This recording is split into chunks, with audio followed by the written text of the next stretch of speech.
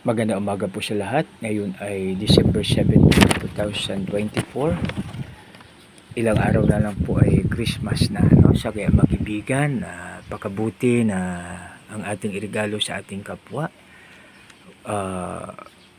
Kung may alitan, magpatawad, magbigayan. No? So, isa ka pinaka-the best na regalo na hindi mabili ng pera ay ang pagpapatawad. No? Ano man nagawa na tinatawag natin na unconditional forgiveness, no? Dahil yung Japan noon ay sumuko sila, unconditional surrender. So mga kaibigan, tayo po ay magpatawad sa sino man ang nagkasala laban sa atin. Akin na pong babasahin, ito ay awit na kata ng angkan ni Korah. So dito, no, Zion ang bayan ng Diyos. Mount Zion ang bayan ng Diyos. Awit na kata ng angkan ni Korah.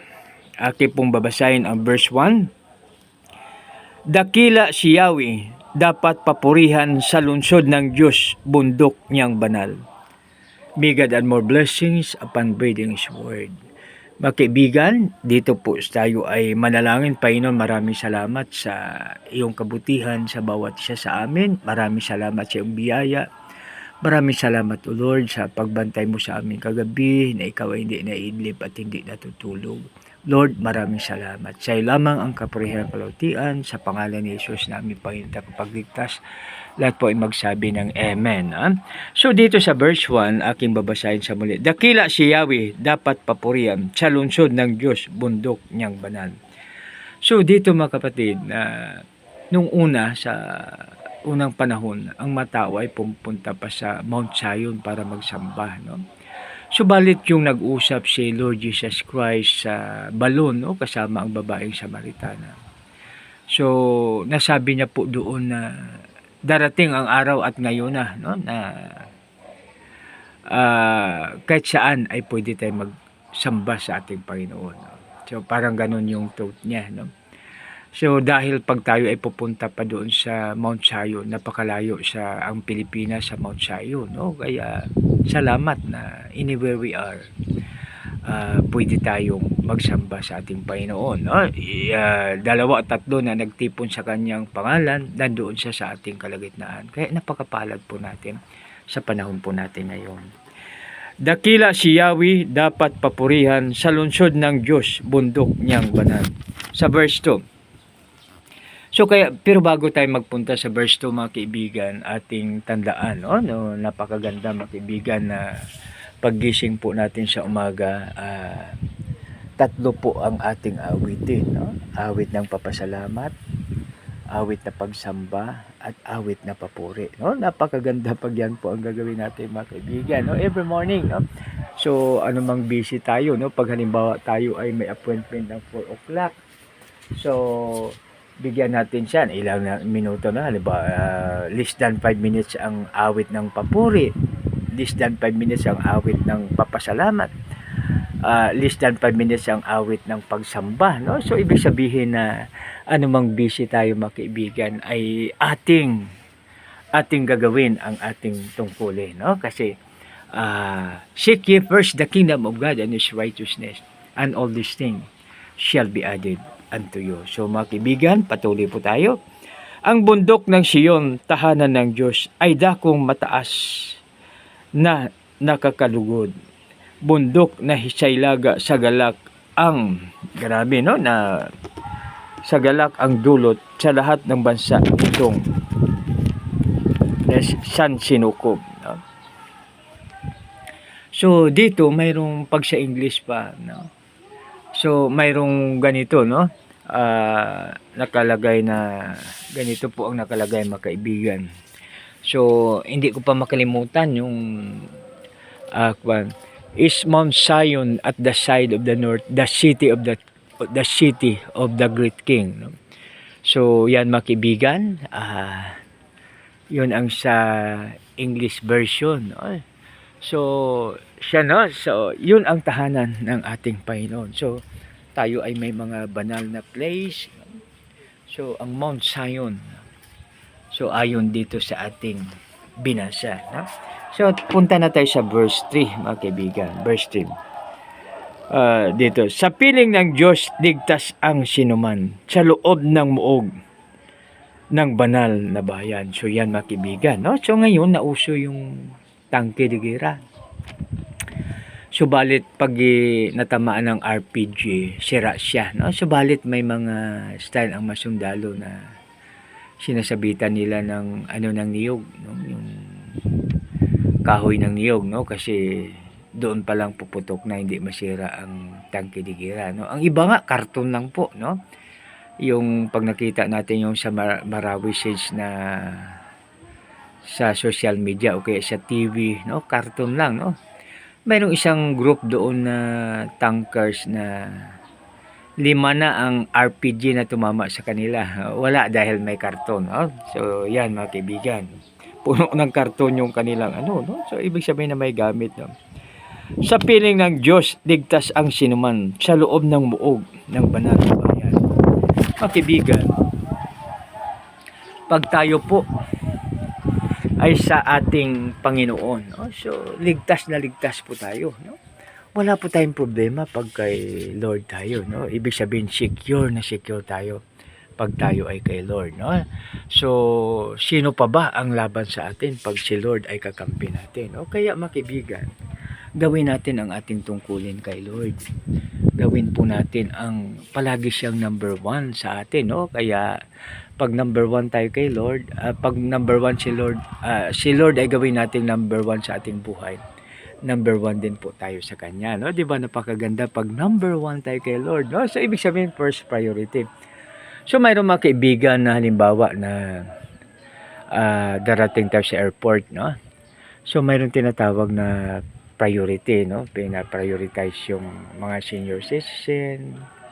Pag magsakay tayo sa MRT, LRT, no? So priority sila. Mayroon talaga silang designated place, no? So no? So pag kay Lord tayo, pag number 1 si Lord sa atin, number 1 din tayo sa Kanya, no? So ibig sabihin na tayo ay priority, di ba? Napakaganda pag priority tayo, no? So dito, ulitin ko po sa piling ng Diyos, ligtas ang sinuman sa loob ng muog ng banal na bayan, no? So mga kaibigan, alalahanin natin, pag tayo ay kay Lord, ligtas tayo. No? Parang nakasakay tayo sa loob ng tinatawag natin na armored car. No? Yan, sa piling ng Diyos, ligtas tayo. No? So kaya mga kaibigan, napakaganda na ang ating pamilya ay ating secured sa magitan na number 1 sa ating pamilya, si Lord. No? So kaya mga kaibigan, alalahanin natin, bata pa yung ating mga anak, atin na silang taniman ng Word of God. No? So mayroong isang tao, no, na problema siya, sabi niya, grabe naman itong anak ko, tumataas na yung aking blood pressure, lumalala na aking diabetes. Sabi ko, bakit ano naman ang ginawa ng iyo? Sabi niya, anong oras na dumarating sa gabi? Nag-aaral siya dito sa school na ito, tapos siya. So sabi ko, kapatid, no, huwag kang mag-alala. Dahil tinaniman mo na siya ng Word of God, ang suggestion ko na lang, bago siya umalis sa inyong bahay, mag-pray ka, iparinig mo sa kanya na prayer na, Lord, ingatan mo po ang anak ko, na malaala niya, no? Na you are watching her from a distance. No? Diba napakaganda pag yun? So kaya mga kaibigan, bandang huli nagkita po kami, no? Sabi niya, okay na. So yan, no? So ibig sabihin na bakit tayo mag-worry, kasi lahat naman ng mga problems na ibigay sa atin ni Lord ay alam ko kayang-kaya natin. Bigyan niya tayo ng strength, wisdom, and knowledge and understanding para maayos po ito. No? Sa number 4 tayo. Itong mga hari na nagtipon-tipon upang sumalakay sa bundok ng Sion. Sila ay nagulat ng ito'y, ayan, mamasdan, pawang nagsitakas sa hinahintakutan. Ang nakakatulad ng pangamba nila ay pagluluwal ng butihing ina. Tulad ng malaking barkong naglalayag sa hanging silangan. Sa hanging silangan, dagling mawawasak. So mga kaibigan, ito po ang description ng mga pagsalakayin ang muog ng Diyos o kaya yung kutang tanggulan ng ating Panginoon. Ibig sabihin, hindi sila magtatagumpay. No? Kaya anuman ang sitwasyon natin sa buhay, anuman ang ating kinahihinatnan, huwag po tayo mag-worry. No? Dahil si Lord ang siyang tutulong sa bawat isa sa atin. No? Ang mahalaga na number one, si Lord sa atin. No? Dapat number one natin siya. No? So para magiging maayos ang lahat. No? So dito na po tayo. Sa banal na bundok ay aming namamasid ang kanyang ginawa sa aming narinig. Ang Diyos na si Yahweh makapangyarihan. Siyang mag-iingat sa lungsod na banal. Ingatan niya magpakailanman. No? Kaya makibigan, pag tayo ay kay Lord, iingatan niya. Alam niyo po ba kung paano tayo iingatan ng ating Panginoon? No? So hindi basta-basta ang pag-iingat niya sa atin. No? So bakit ano ang pag-ingat ni Lord sa atin? Alam niyo ba yung iniingatan tayo ng ating Panginoon? Tulad ng pag-iingat natin sa ating mga mata. No? So yun po makibigan ang pag-iingat ni Lord sa atin. No? Iniingatan niya tayo tulad sa pag-ingat natin ng ating mga mata. Pag i-compare natin sa mga manok, no, mainahing manok, alam niyo ba pa mga kaibigan, pag umulan, ang mga sisiw ay doon sa ilalim mga kaibigan. Sa ilalim siya, no, ng mapakpak, no, ng inahing manok. Kaya napakaganda mga kaibigan, no? Napakapalad po natin dahil mayroong hari ng mahari, Diyos ng mga Diyos, ang siyang nag-iingat sa bawat isa sa atin, no? Kaya napakapalad po natin mga kaibigan dahil dyan. So ito mga kaibigan, sa loob ng iyong templo aming Diyos, nagunita namin ang pag-ibig mong lubos. No? So ibig sabihin pag kay Lord tayo, walang stress. Hindi tayo magulimihanan. No? Bakit? Dahil si Lord ay siyang lahat ng lahat sa atin. No? So, paano tayo bakit pa tayo magulimihanan? Kasi nandyan si Lord sa atin, no? Kaya, no need to worry talaga, no? Pag kay Lord tayo, no need to worry talaga tayo dahil siya ang ating Diyos na makapangyarihan, no? Basahin ko po, sa loob ng iyong templo, aming Diyos, nagunita namin pag-ibig mong lubos. Yan, basta-basta. So, dito, ikay pinupuri ng lahat saan man sa buong daigdig ang dakilay ikaw. At kung mamahala ay makatarungan. Yan, makatarungan si Lord. Kayong taga Siyon dapat na magalak. At ang buong Juday magdiwang ng lahat. Dahilan kay Yahweh sa hatol niyang tumpak. Ang buong palibot ng Siyon lakarin ang lahat ng turi, doon ay bilangin. So yan mga kaibigan, yan ang tungkol kay Lord. Sa 13, ang nakapaligid sa pader, pansinin, mga muog nito'y inyong siyasatin, upang sa sunod na lahi isaysay, na ang Diyos ay Diyos natin kailanman.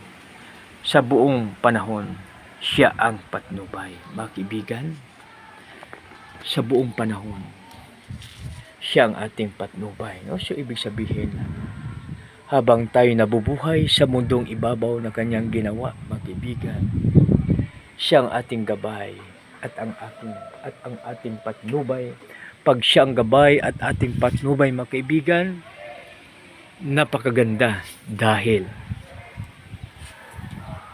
mga kaibigan, stress-free life po tayo pag tayo kay Lord.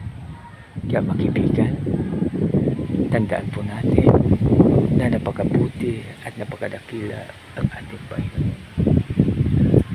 Kaya tayo mga kaibigan ay sama-sama magtulungan po tayo. I-remind po natin ang bawat isa. I-remind po natin ang bawat isa ng ating Panginoon ay siyang ating gabay at patnubay habang tayo nabubuhay sa mundong ibabaw na walang ibang gumawa kundi siya lamang. Ano man ang makikita po natin sa mundong ibabaw na ito, ang walang ibang gumawa o nag-create ay ang ating Panginoon. Habang buhay tayo mga kaibigan, siyang ating gabay at patnubay. Kaya huwag tayong mag-alala, ano man ang challenge po natin sa buhay, no need to worry mga kaibigan. No need to worry. Bakit po na no need to worry?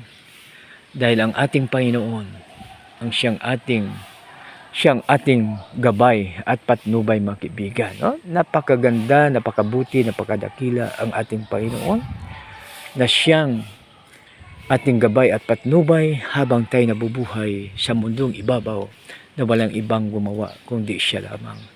Kaya mga kaibigan, anuman ang ating sitwasyon na minsan ating naalaala na parang wala na tayong kakampi, wala nang nagmamahal sa atin, wala na pong tayong kakampi, wala nang tumutulong sa atin, tandaan po natin ang Panginoon ang siyang ating gabay at patnubay, siyang ating lakas, siyang ating kanlungan at handang saklolo sa panahon na pangangailangan. Kaya makibigan, maraming salamat. Tayo na po'y malalim. Panginoon, maraming salamat na ikaw ang aming gabay at patnubay.